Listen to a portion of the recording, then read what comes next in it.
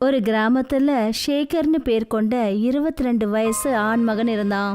ஷேகர் படிப்புல ரொம்பவே புத்திசாலியா இருந்தான். ஆனா ஷேகரோட அப்பா அம்மா ரொம்பவும் ஏழை.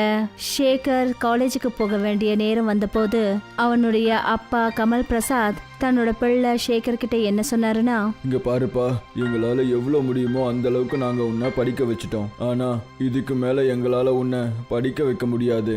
ஆனா ஏன் சொல்றீங்கப்பா? உங்களுக்கே தெரியும்ல, எனக்கு காலேஜ் போகணுன்றது என்னோட கனவு. நான் நல்லா படிச்சு ஒரு பெரிய ஆளாகணும்னு ஆசைப்படுறேன். ஷேகர் சொன்னதை கேட்டுட்டு ஷேகரோட அம்மா அனிதா ரொம்ப அன்பான பார்வையில ஷேகரை பார்த்து என்ன சொன்னாங்கன்னா, எல்லா அப்பா அம்மாவும் இதைத்தான் ஆசைப்படுறாங்க. தன்னோட பையன் பெரியவனாகி நல்ல காலேஜுக்கு போகணும், தன்னோட அப்பா அம்மாவுக்கு நல்ல பேரை வாங்கி கொடுக்கணும்னு நினைப்பாங்க. ஆனா உனக்கே தெரியும், உன்னோட அப்பா கூலி வேலை செஞ்சு உன்னை இது வரைக்கும் படிக்க வச்சிருக்காரு. காலேஜுக்கு ஃபீஸ் கட்ட வேண்டிய சுமைய அவரால் இனிமே ஏத்துக்க முடியாது. ஒன்றும் பிரச்சனை இல்லைம்மா, எனக்கு அப்பாவோட வழி நல்லா புரியுது. எனக்கு நல்லா தெரியும், அப்பா ஒரு ரூபாவா சேர்த்து வச்சு தான் என்னை இவ்வளோ படிக்க வச்சிருக்காரு. இப்போ நான் பெரியவன் ஆயிட்டேன். நான் இவ்வளோ நாளாக நல்லா படித்ததை வச்சுக்கிட்டு நான் சின்ன பசங்களுக்கு டியூஷன் எடுத்து என்னோட காலேஜுக்கு தேவையான ஃபீஸை என்னால் கட்ட முடியும். இந்த கிராமத்துலேயே நீ மட்டும்தான்ப்பா என்டர் பண்ணியிருக்க. இல்லைன்னா உனக்கே நல்லா தெரியும், நம்ம கிராமத்து தலைவர் எந்த ஒரு அப்பா அம்மாவையும் அவங்களோட பிள்ளைங்க படிக்கிறத அவர் விரும்ப மாட்டாருன்னு. இந்த கிராமத்துல எந்த ஒரு அப்பா அம்மாவும் தன்னோட குழந்தைங்கள படிக்க வைக்கணும்னு நினைச்சா அந்த தலைவர் அவங்களோட காதுல தப்பா ஏதாவது சொல்லிக்கிட்டு இருப்பாரு. உன்னோட அம்மா சொல்றது சரிதான்ப்பா. ஜனங்க எல்லாரும் படிப்போட நன்மையை பத்தி சொல்றாங்க.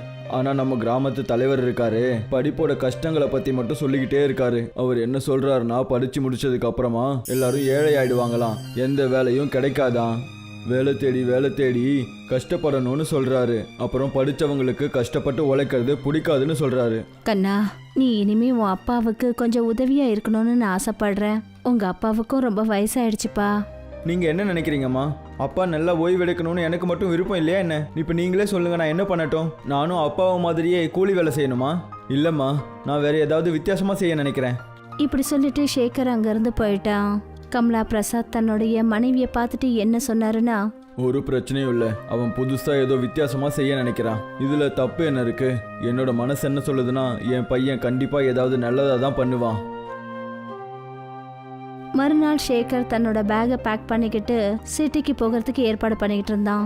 எங்கப்பா கிளம்பிட்ட ஷேகர்? நான் சிட்டிக்கு போறேம்மா. சிட்டியில் என்னோட ஃப்ரெண்டு நித்தின் இருக்கான்.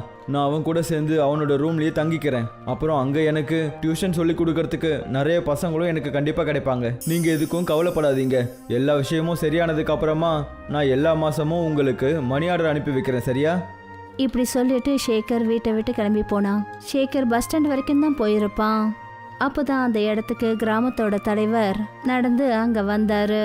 ஷேகரை பார்த்துட்டு தலைவர் ஷேகர் கிட்ட கிண்டல் பண்ற மாதிரி என்ன சொன்னாருன்னா, என்ன விஷயம் ஷேகர்? எங்கே போகிறதுக்கு ரெடி ஆகிட்டு இருக்க? நான் சிட்டிக்கு போகிறேன் தலைவரே. எனக்கும் தெரியும், நீ சிட்டிக்கு போய் காலேஜில் சேரணும்னு ஆசைப்படுறியாமே. இப்போ இருக்கிற பசங்களுக்கெல்லாம் கொஞ்சம் கூட பொறுப்புங்கிறதே கிடையாதுல்ல. அப்பா கூலி வேலை பார்த்து வயசாகி போய் நிற்கிறாரு. நீ அவருக்கு உதவி பண்ணுறதுக்கு பதிலாக சிட்டிக்கு போய் ஊர் சுற்றணும்னு நினைக்கிறியா? நீங்கள் உங்கள் வேலையை பாருங்கள் தலைவரே. நீங்கள் என்ன நினைக்கிறீங்க? நானும் என்னோட அப்பாவை மாதிரியே வாழ்க்கை முழுக்க கூலி வேலை பார்த்துக்கிட்டே இருக்கணும்னு நினைக்கிறீங்களா? நான் என்னோட வருங்கால சந்ததிக்கு இத்தனை கஷ்டங்களை கொடுக்கக்கூடாதுன்னு நினைக்கிறேன். இப்படி சொல்லிட்டு ஷேகர் பஸ்ஸில் ஏறிட்டான். அப்புறம் சில மணி நேரத்தில் அவன் சிட்டிக்கு போய் சேர்ந்தான். சிட்டியில் அவன் தன்னுடைய நண்பன் நிதின் கிட்ட போய் சேர்ந்தான். திடீர்னு அவன் அங்கே பார்த்ததும் நிதின் அதிர்ச்சி ஆயிட்டான். என்ன விஷயம் ஷேகர்? நீ என்ன திடீர்னு இங்கே வந்திருக்க? ஷேகர் எல்லா விஷயங்களையும் நிதின் கிட்ட சொன்னான். இது என்னவோ எனக்கு சரியாகவே படலை தெரியுமா. ஆனால் என்னால் உனக்கு இப்போ உதவி பண்ண முடியாதே. ஏன்னா என்னோட ரூம் பார்ட்னர் இன்னும் 2 நாளில் இந்த இடத்துக்கு வந்துடுவான். ஒன்றும் பிரச்சனை இல்லை, நான் இங்கே தரையிலேயே போர்வை விரித்து இதிலே படுத்துக்குவேன். எப்படியும் நீயும் உன்னோட ரூம் பார்ட்னரும் காலேஜுக்கு கிளம்பி போயிடுவீங்க. நான் காலையிலையும் ஈவினிங்கும் பசங்களுக்கு டியூஷன் சொல்லி கொடுப்பேன். அப்புறம் உன் கூட சேர்ந்து காலேஜுக்கும் வந்துடுவேன். ஐ எம் சாரி ஷேகர், இந்த விஷயம் கேட்கறதுக்கு வேணால் நல்லா இருக்கலாம். ஆனால் உண்மை என்னென்னா 3 பேர் ஒரே ரூமில் அட்ஜஸ்ட் பண்ணிட்டு இருக்கவே முடியாது. நீ இங்கேருந்து போனால் தான் நல்லாயிருக்கும். அப்புறம் என்ன இருந்தாலும் நீ உன்னோட அம்மா அப்பாவை கிராமத்திலே விட்டுட்டு இங்கே வர்றது நல்லா இருக்காதுன்னு நினைக்கிறேன். போய் அவங்க கூட சேர்ந்து கூலி வேலை பாரு. ஷேகர் முகத்தை ஒரு மாதிரி வச்சுக்கிட்டு அங்கேருந்து போயிட்டான். அப்புறம் ஃபுட்பாத்தில் உட்காந்து யோசிக்க ஆரம்பிச்சான். ஒருவேளை கிராமத்துக்கு திரும்பி போயிட்டா அங்கே இருக்கிற எல்லாரும் என்னை கிண்டல் பண்ணுவாங்க. இப்போ நான் என்ன பண்ணுறதுன்னு எனக்கு எதுவும் புரிய மாட்டேங்குது. எங்கே போகிறது? ஷேகர் ரொம்ப நேரமா பயங்கரமான யோசனையில புலம்பிட்டு இருந்தான். கொஞ்ச நேரத்துக்கு அப்புறம் ஒரு வயசான ஆளு ஷேகர் கிட்ட வந்து என்ன சொன்னாருன்னா, நான் ரொம்ப நேரமாக பார்த்துட்டு இருக்கேன்ப்பா. நீ ஃபுட்பாத்தில் தனியாக உட்காந்துக்கிட்டு இருக்க. ஏதாவது பிரச்சனை இருந்தால் என்கிட்ட சொல்லு. ஷேகர் அந்த வயசானவரை பார்த்ததும் அவனுக்கு அவரை தன்னோட அப்பா மாதிரி தெரிஞ்சது. ஷேகர் எல்லா விஷயங்களையும் அந்த வயசான ஆளுக்கிட்ட சொன்னான். அதாவது எப்படி தன்னோட நண்பன் நிதின் அவனை அவமானப்படுத்தி ரூமை விட்டு வெளியே அனுப்பிச்சான்னு. நீ ஏன்பா படித்து மட்டும்தான் பெரிய ஆள் ஆகணும்னு நினச்சிக்கிட்டே இருக்க? இப்போ உலகம் ரொம்ப மாறிடுச்சு. நீங்கள் என்ன சொல்ல வரீங்கன்னு எனக்கு புரியலையே. படிப்பு நிஜமாவே ரொம்ப முக்கியம்தான்ப்பா. ஆனால் அதை விட பெரிய விஷயம் என்னன்னா, இந்த நாட்டில் இருக்கிற பெரிய பெரிய பிஸ்னஸ்மேன் அப்புறம் பெரிய பெரிய கம்பெனியோட முதலாளிங்கெல்லாம் அவங்க வாழ்க்கையில் ரொம்பவே கம்மியாக தான் படிச்சிருக்காங்க. எனக்கு ஒரு பீட்சா கடை இருக்கு. உனக்கு வேணும்னா நீ என் கடையிலேயே வந்து வேலை பாரு. அப்புறம் ராத்திரியில் நீ அங்கேயே தங்கிக்கலாம். இப்படி பண்ணால் நீ உன் கிராமத்துக்கு திரும்பி போக வேண்டியிருக்காது. ஷேகருக்கு அந்த வயசான மனுஷன் சொன்னது ரொம்பவே பிடிச்சு போச்சு. அந்த நாளைக்கு அப்புறமா ஷேகர் அந்த வயசான மனிதரோட கடையில டெலிவரி பாய் வேலையை பார்க்க ஆரம்பிச்சான். அவன் நாள் முழுக்க கஷ்டப்பட்டு உழைச்சி பீஸா டெலிவரி பண்ணுவான். அப்புறம் ராத்திரி சமயத்துல அந்த வயசான மனிதர் கடையை மூடிட்டு போனதுக்கு அப்புறமா ஷேகர் அவருடைய கடையிலேயே உக்காந்து ராத்திரி முழுக்க படிப்பான். மெல்ல மெல்ல ஷேகருக்கும் புரிய ஆரம்பிச்சது. அதாவது படிப்பும் வியாபாரமும் ரெண்டும் வெவ்வேறு விஷயங்கள்னு. ஒரு நாள் ஷேகர் அந்த வயசான ஆளுக்கிட்ட சொன்னான், நான் பீட்சா கற்றுக்கணும்னு நினைக்கிறேன். கண்டிப்பாப்பா. இன்னைக்கே நீ போய் கிச்சனில் வேலையை பாரு. ஷேகர் கொஞ்ச நாள்லயே ரொம்ப நல்லா பீட்சா பண்ண ஆரம்பிச்சிட்டான். அவன் கையால செஞ்ச அந்த பீட்சா மக்களுக்கு ரொம்பவே பிடிக்க ஆரம்பிச்சது. ஷேகர் இப்போ கொஞ்சம் பணத்தை சேர்த்து தன்னோட அப்பா அம்மாவுக்கு மணி ஆர்டரும் பண்ணி அனுப்புவான். திடீர்னு அந்த வயசான மனிதர் இறந்து போயிட்டாரு. அந்த வயசானவர் இறந்ததுக்கு அப்புறமா அந்த வயசான மனிதரோட பையன் ஷேகர் கிட்ட சொன்னான், எனக்கு உன்னை ஆரம்பத்திலேருந்து சுத்தமாக பிடிக்கல. என்னோட அப்பா அப்படி உன்கிட்ட என்ன நல்ல விஷயத்த பார்த்துட்டாருன்னு தெரியல. மொத்த கடையும் உன்னையே பார்த்துக்க சொல்கிறாரு. நீ இங்கேருந்து வெளியே போயிடு. அப்படி பண்ணிடாதீங்க. நீங்கள் என்ன கடையிலேருந்து வெளியே அனுப்பிட்டீங்கன்னா அப்புறம் நான் எங்கே போகிறது? அட, நீ எங்கே வேணும்னாலும் போ. அதனால் எனக்கு என்ன? எப்படியும் உனக்கு பீட்சா பண்ண தெரிஞ்சிடுச்சுல்ல. நீ வேற எங்கேயாவது போய் பீட்சா பண்ணு. ஆனால் இன்னொரு தடவை என்னோட கடை பக்கம் மட்டும் வந்துடாத. போ, கிளம்புங்க இருந்து. ஷேகர் எதுவும் பேசாம தன்னோட பொருட்களை எடுத்துக்கிட்டு அந்த கடையை விட்டு வெளியே வந்தான். வெளியே வந்ததும் அவன் மறுபடியும் அதே ஃபுட்பாத்துக்கு போனான். அந்த இடத்துல தான் முதல் தடவையா அந்த வயசான மனிதரை அவன் சந்திச்சான். நான் தோல்வியை ஒத்துக்க மாட்டேன். என் கையால் செய்கிற பீட்சா சிட்டியில் இருக்கிற ஜனங்களுக்கு ரொம்பவே பிடிச்சிருக்கு. அது மட்டும் இல்லாமல் நிறைய பேர் என்கிட்ட சொல்லிட்டாங்க நானே என்னோட சொந்த கடையை தொடங்கணும்னு சொன்னாங்க. நான் எதுக்காக அவங்க கிட்ட உதவி கேட்கக்கூடாது? இப்போவே நான் என்னோட வியாபாரத்தை நானே ஆரம்பிக்க போகிறேன். யார் முன்னாடியும் போய் அவங்க கிட்ட கையேந்தக்கூடாது.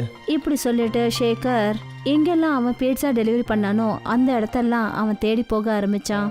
ஷேகரோட நல்ல குணங்களை பார்த்துட்டு எல்லாரும் அவனுக்கு நிறைய உதவி செஞ்சாங்க.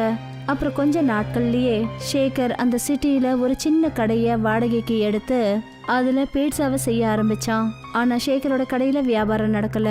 ஏன்னா சிட்டியில பிராண்டட் பீட்சா சாப்பிட்ற ஜனங்களோட எண்ணிக்கை அதிகமா இருந்தது.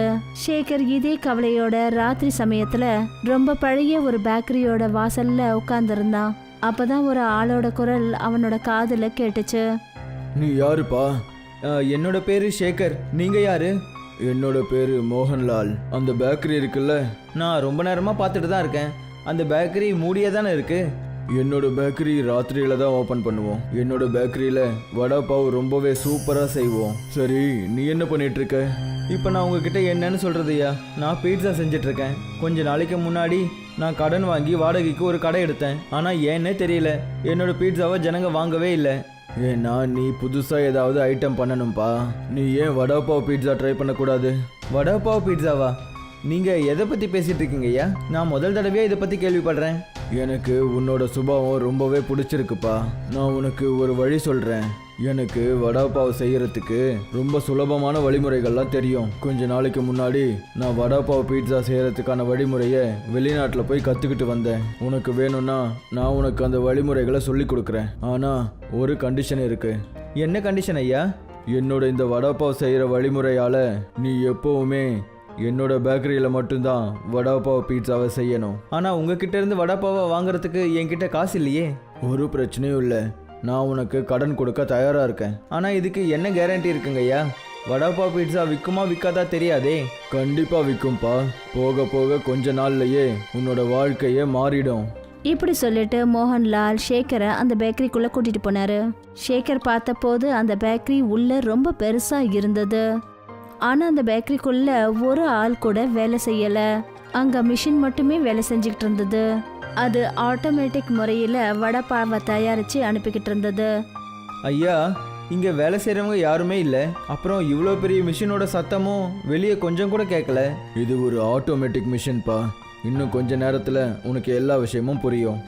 மோகன்லால் அந்த பேக்கரிக்குள்ள வடாப்பாவை எப்படி செய்யறதுக்கான வழிமுறைய சொல்லிக்கிட்டு இருந்தாரு. கொஞ்ச நேரத்துல ஷேக்கருக்கு புரிஞ்சிடுச்சு. ஷேக்கர் நிறைய வடாப்பாவுகளை வாங்கிக்கிட்டு தன்னோட கடைக்கு போனான். அப்புறம் காலைக்குள்ள நிறைய வடாப்பாவ் பீட்சாவை ரெடி பண்ணி தயாரா வச்சான். அதோட வாசனை மனம் ரொம்ப தூரம் வரைக்கும் வீசுச்சு. பைக் சவாரி பண்ணிக்கிட்டு அந்த வழியா போன ஒருத்தன் திடீர்னு ஷேக்கரோட கடைக்கு முன்னாடி பைக்கை நிறுத்திட்டு வந்து நின்னான். இங்கிருந்து ரொம்ப அருமையான வாசனை வருதே.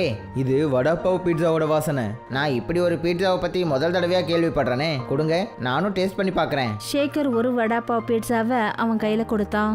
அந்த பீட்சாவை சாப்பிட்டு அந்த இளைஞன் ரொம்ப சந்தோஷத்துல துள்ளி குதிச்சான். நான் சொல்கிறத நம்புங்க, எனக்கு பீட்சா சாப்பிடணும்னா ரொம்ப ரொம்ப பிடிக்கும். ஆனால் இவ்வளோ சுவையான பீட்சாவை நான் எப்பவும் சாப்பிட்டதே கிடையாது தெரியுமா?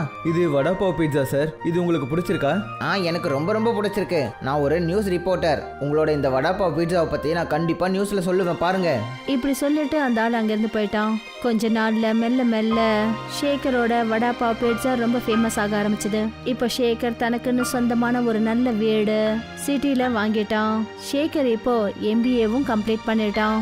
ஆனா இப்ப அவனுடைய முழு கவனமும் தன்னோட வடாப்பாவ் பீட்சா பிசினஸ் மேலதான் இருந்தது. கொஞ்ச நாளைக்கு அப்புறம் ஒரு கம்பெனியோட முதலாளி ஷேக்கர் கிட்ட வந்து என்ன சொன்னார்னா, என்னோட பேரு எட்வர்ட். நான் அமெரிக்கால இருக்கேன். நான் உங்களோட வடாப்பாவ் பீட்சாவை பத்தி நிறைய கேள்விப்பட்டிருக்கேன். நான் என்ன நினைக்கிறேன்னா, நீங்க உங்க வடாப்பாவ் பீட்சாவோட ஒரு பிரான்ச்சை அமெரிக்காலையும் ஓபன் பண்ணுங்க. உண்மை என்னன்னா, நான் உங்க கூட சேர்ந்து பார்ட்னர்ஷிப் பண்ணணும்னு நினைக்கிறேன். நிஜமாவே இது ரொம்பவே சந்தோஷமான விஷயம் சார். ஷேக்கர் எட்வர்ட் கூட பார்ட்னர்ஷிப் வச்சுக்கிட்டான். அப்புறம் கொஞ்ச நாள்லயே ஷேக்கரோட வடாப்பாவ் பீட்சா வேர்ல்டுலயே ஃபேமஸ் ஆக ஆரம்பிச்சது. கொஞ்ச நாள்ல ஷேக்கருக்கு பெஸ்ட் பிசினஸ் மேன் அவார்டும் கிடைச்சது. அந்த அவார்டு கிடைச்ச சந்தோஷத்துல ஷேக்கரோட அப்பா அம்மா கிராம தலைவரோட ஷேக்கரை பார்க்கறதுக்கு வந்தாங்க. எனக்கு அப்போல இருந்தே நம்பிக்கை இருந்துச்சுப்பா, நீ கண்டிப்பா பெருசா வித்தியாசமா பண்ணுவேன்னு. என்னோட கண்களை என்னால நம்பவே முடியல. என்னோட பையன் இவ்வளோ பெரிய பிசினஸ் மேனா இருக்கானே. உங்க அப்பா சொல்றது ரொம்ப சரிதான்ப்பா.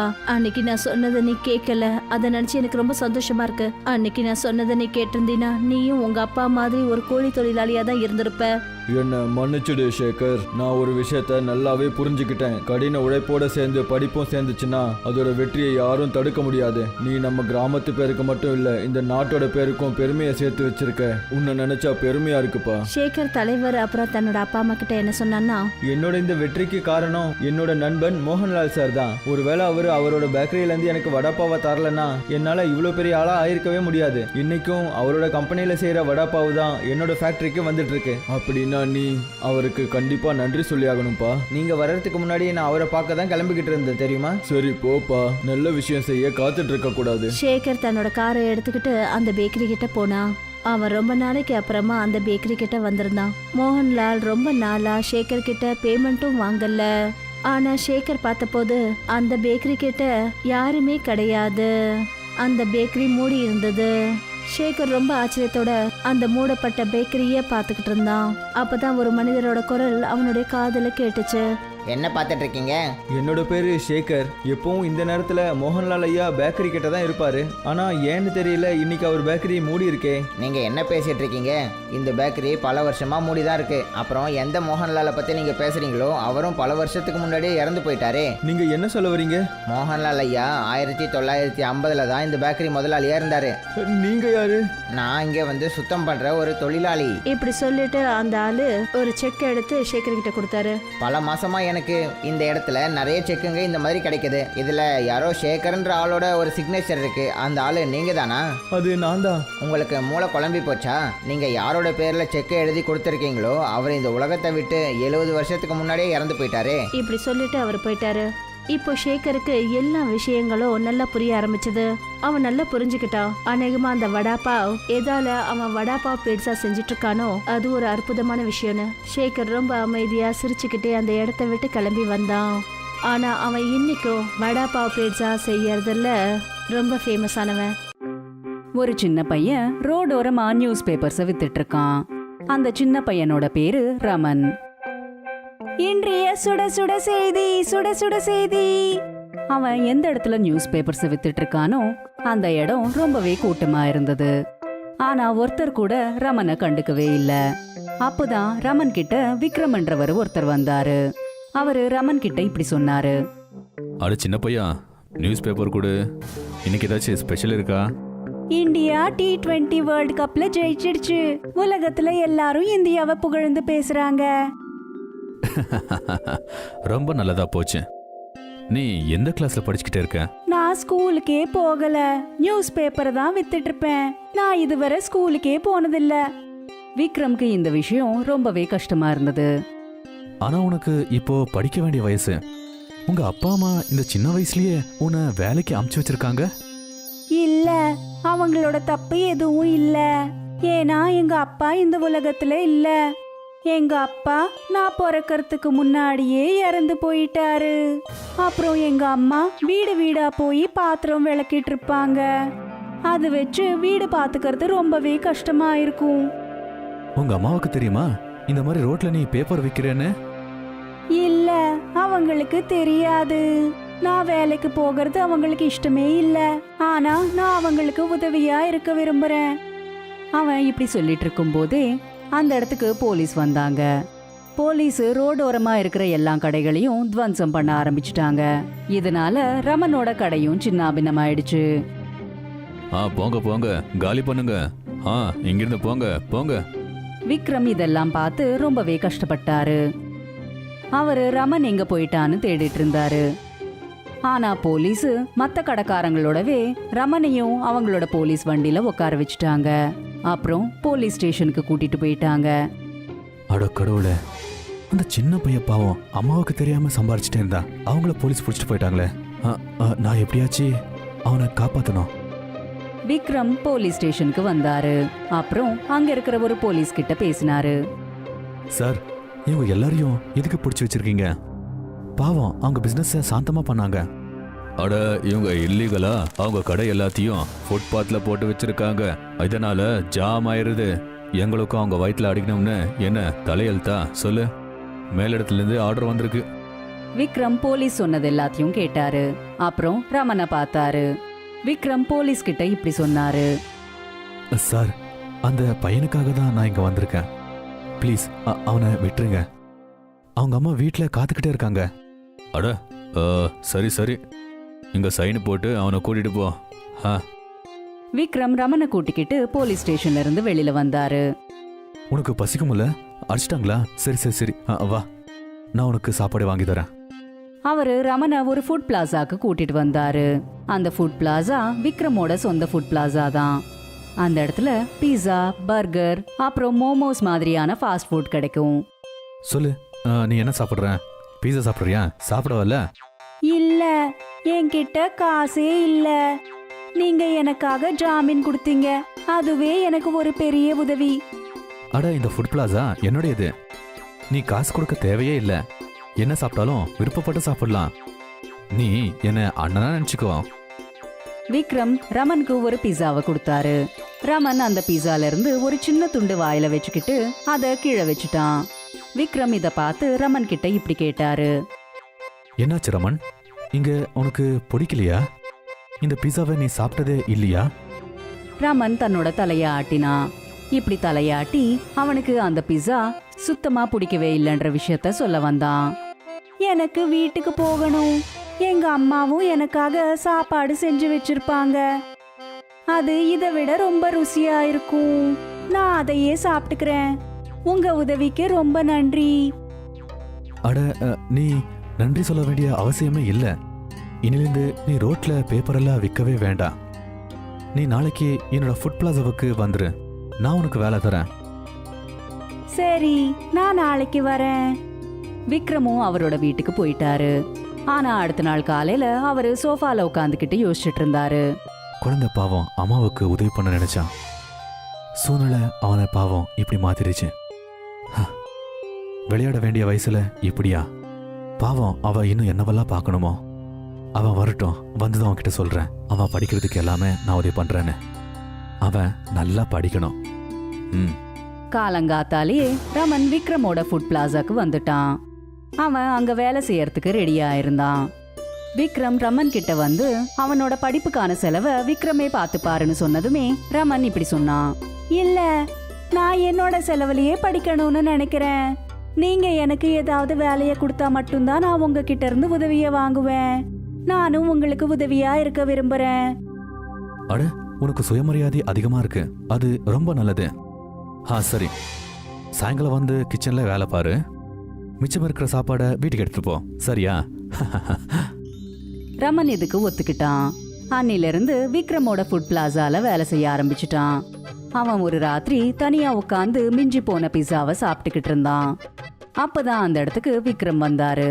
அவரோட பார்வை ரமன் சாப்பிடுற பிஸா மேல பட்டது. ரமன், இது உனக்கு பிடிக்காது இல்ல? நீ அதுல என்ன போட்டு சாப்பிட்டுக்கிட்ட இருக்க? அது நல்லா இருக்கா? இத ஒரு கஸ்டமர் ஆர்டர் பண்ணிட்டு இங்கேயே விட்டுட்டாரு. எங்க அம்மா எனக்கு தர்பூசணிய சின்ன சின்னதா வெட்டி கொடுத்துருக்காங்க. நான் அந்த தர்பூசணி பீசஸ தான் பிஸா மேல போட்டு சாப்பிட்டுட்டு இருக்கேன். இப்போ இத சாப்பிடுறதுக்கு ரொம்ப நல்லா இருக்கு. இதோட டேஸ்டே கூடிடுச்சு. விக்ரம்க்கு ரமன் சொன்னது ரொம்பவே வித்தியாசமாவும் யூனிக்காவும் பட்டது. அவருக்கு இப்போ ஒரு புது விதமான பிஸாவை தயார் செய்யணும்ன்ற ஐடியா வந்தது. விக்ரம் ராத்திரி முழுக்க உட்காந்து அந்த ஐடியா மேல ஒர்க் செஞ்சுட்டு இருந்தாரு. அப்புறம் அடுத்த நாள் தர்பூசணி பிஸான்ற பேரை வச்சு விக்ரம் ஒரு புது விதமான பிஸாவை லான்ச் பண்ணாரு. இந்த பிஸா ரொம்பவே நல்லா இருந்தது. அப்புறம் சில நாட்கள்லயே விக்ரமோட கடை தர்பூசணி பிஸாக்காக ஃபேமஸ் ஆயிடுச்சு. எங்க இருந்தெல்லாமோ கூட ஜனங்க விக்ரமோட தர்பூசணி பிஸாவை சாப்பிட வந்துட்டு இருந்தாங்க. விக்ரம் இதுக்கான கிரெடிட்டை ரமனுக்கு கொடுத்தாரு. ரமன், நீ சொன்ன அந்த ஸ்பெஷல் பீஸா எவ்வளவு ஃபேமஸ் ஆயிடுச்சு பாரு. தர்பூசணி பீஸா பண்றதுக்கு நீ தான் ஐடியா கொடுத்த. அதனால நீ இங்க வேலை பார்க்க தேவையே இல்லை. இந்த பீஸாவால எவ்வளவு சம்பாதிக்கிறேனோ அது எல்லாத்தையும் உனக்கு கொடுத்துட்றேன். ஏன்னா இதுக்கு நீ தான் பேட்டன்ட். நீ நல்லா படி, எங்க பேரை ஜொலிக்கவை, சரியா? ஓகே அண்ணா, அப்படியே செய்றேன். அதுக்கப்புறம் ரமனோட படிப்பும் நல்லபடியா போயிட்டு இருந்தது. அதுக்கப்புறம் ரமன் வாழ்க்கையில ரொம்பவே முன்னேற்றத்தை அடைஞ்சான். அவன் அவங்க அம்மாக்கும் அப்புறம் விக்ரம்க்கும் நல்ல பேரை வாங்கி கொடுத்தான். சோன்பூர் கிராமம் மூங்கில் விவசாயத்துக்கு பிரபலமா இருந்தது. பல வருஷமா அங்க வயல்கள்ல மூங்கில் நல்லா விளைச்சிட்டு இருந்தது. தினேஷ்க்கும் ஒரு சின்ன மூங்கில் விவசாய பூமி இருக்கு. அவரோட பையன் ராஜேஷும் அவர் கூடவே வேலை செஞ்சுக்கிட்டு இருப்பான். தம்பி ராஜேஷ், நமக்கு பேம்புக்கான ஆர்டர் வந்தது. அதை நீ கரெக்டா அனுப்பிட்டல்ல? ஆப்பா, அதை நான் நேற்று சாயந்தரமா அனுப்பிட்டேன். அவங்களுக்கு நேரத்துக்குள்ள ஆர்டர் போய் சேர்ந்துருச்சுன்னா இன்னைக்கு சாயந்தரத்துக்குள்ள நமக்கு காசு வந்துரும்பா. சாயந்தரம் ஆனதுமே தினேஷோட வீட்டு வெளியில மூங்கில்களால நிறைஞ்ச ஒரு ட்ரக் நின்னுட்டு இருந்தது. அட, இந்த ட்ரக் எதுக்கு திரும்பி வந்தது? இது பேம்பு மொத்தத்தையும் டெலிவரி பண்ணி காசு கொண்டு வரணும்ல. தினேஷ் தன்னோட பையன் ராஜேஷை கூப்பிட்டாரு. ராஜேஷ் வீட்டுக்குள்ள இருந்து வந்தான். ஆனா பாக்குறதுக்கு ரொம்பவே சோகமா இருந்தான். ராஜேஷ், இங்க பாருப்பா, இந்த ட்ரக் திரும்பி வந்துருச்சு. ஆப்பா, எனக்கு தெரியும். நம்ம சிட்டில வாங்குற பேம்புக்காரங்க கிட்ட இருந்து போன் வந்தது. அவங்களுக்கு நம்மளை விட கம்மி ரேட்ல கிடைக்குதாப்பா. அதனால அவங்க நம்ம கிட்ட பேம்பு வாங்க மாட்டாங்களாம். அட, முன்கூட்டி சொல்லாம எப்படி திடீர்னு இப்படி பண்ணுவாங்க? நமக்கு இப்ப காசு ரொம்பவே தேவைப்படுதுல்ல. இப்ப இந்த பேம்பூஸ் எல்லாத்தையும் என்ன பண்ணுவோம் நம்ம? நீ அவங்க கிட்ட சொல்லு, நம்ம பேம்பூஸா கம்மி ரேட்லயே தரோன்ட்டு. ஆனா அப்பா, நான் எப்பயோ பேசிட்டேன்.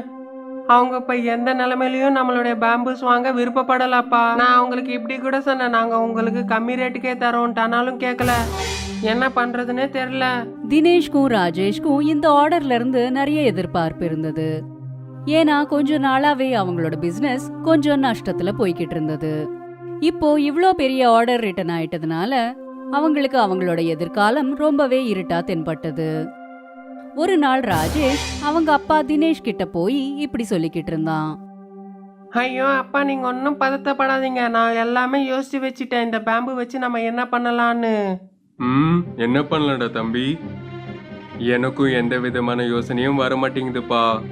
நான் எனக்கு தெரிஞ்ச நண்பர்கள் கிட்ட உதவிக்காக ரொம்பவே ட்ரை பண்ணேன். ஆனா யாருமே நமக்கு உதவி பண்ண தயாரா இல்ல. இப்ப யாரோட நிலைமையும் அவ்வளவா நல்லா இல்ல. பேம்புவோட ரேட்டு மார்க்கெட்ல குறையுது. ஆம்பா, இப்ப நானும் அதான் யோசிச்சேன், நம்ம பேம்புவோட வியாபாரம் பண்ண வேணான்னு. டேய், நமக்கு வேற ஏதாச்சும் வழி இருக்கா? நம்ம வேற என்ன பண்ண முடியும்? அது வந்துப்பா, நம்ம பீஸா பண்ணலாமே. ஆ, என்னது பீஸாவா? அது எப்படி? அப்பா, சிட்டில என்னோட நண்பன் கிட்ட இருந்து போன் வந்தது. அவனுக்கு நம்மளுடைய நிலைமை பத்தி சொன்ன. அவன் நல்ல ஐடியா கொடுத்துருக்கான். சிட்டில பீஸா கிரேஸ் அதிகம், விதவிதமான பீஸா எல்லாம் கிடைக்கும்.